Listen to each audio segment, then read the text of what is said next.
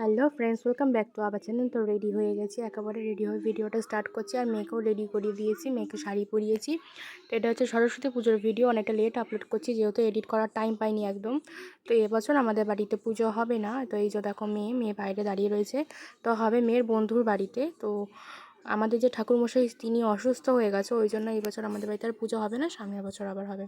তো আমরা মামার বাড়ি দিয়ে যে ঠাকুরটা নিয়ে এসেছিলাম, ওই ঠাকুরটা নিয়ে পূজাদের বাড়িতে চলে এসেছি। তো এই আসতে না আসতে ওরা তিনজন মিলে খেলা স্টার্ট করে দিয়েছে।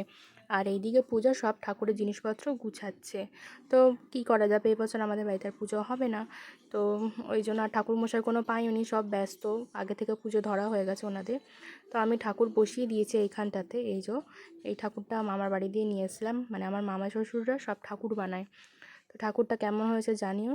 তো চলো, এদিকে দেখো সব গোছগাছ রেডি হয়ে গেছে, পূজার আমি মিলে সব গুছিয়ে নিয়েছি, শুধু ঠাকুরমশাইয়ের আসার অপেক্ষা। ঠাকুরমশাই এলে পরে তারপর পুজো স্টার্ট হবে। তারপর পুজো হয়ে গেলে এখান থেকে একটু প্রসাদ খেয়ে তারপর যাব হচ্ছে সন্ধেবেলা স্যারেদের বাড়ি। স্যারেদের বাড়িতে পুজো আছে, তো স্যারেরা যেতে বলেছে সন্ধেবেলা। তো যাব। তো চলো, পুজো স্টার্ট হোক, তারপর আবার দেখা হচ্ছে।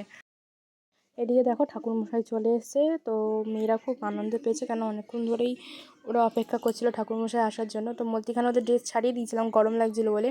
তো মেয়েকে আবার শাড়ি পরিয়ে দিয়েছি, যেহেতু ঠাকুরমশাই চলে আসবে, পুজো হয়ে গেলে আমরা আবার চলে যাব। তো এখানে এখন পুজো স্টার্ট হয়ে গেছে। তো চলো, তোমরা পুজো দেখতে থাকো, আমরাও পুজো দেখতে থাকি।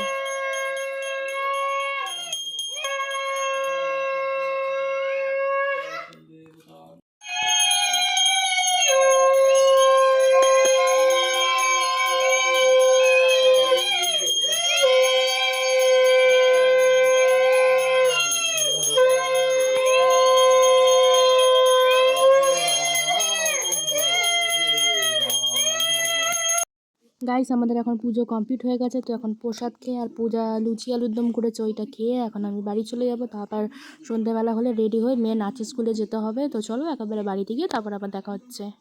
গাইস, আমরা বাড়ি চলে এসেছি। তো এখন স্যারের বাড়ি যাওয়ার জন্য রেডি হবো। তো এই যে এখন ওর নাম্মির সঙ্গে গল্প করছে। তো চলো একেবারে রেডি হয়ে বেরোনোর সময় দেখা হচ্ছে।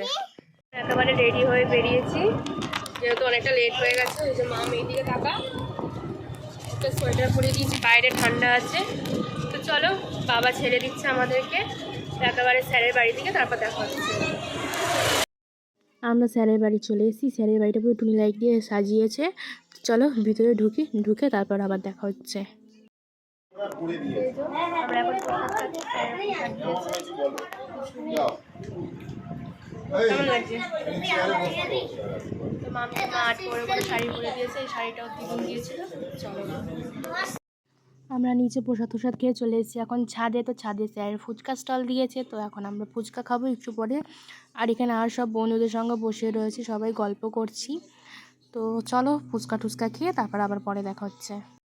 সব কিছুর মধ্যে আমি ঠাকুরটাকেই দেখাতে ভুলে গেছিলাম। তো এই জায়গাটাতে পুজো হয়েছে, যেই ঘরে মেয়েরা নাচ করে।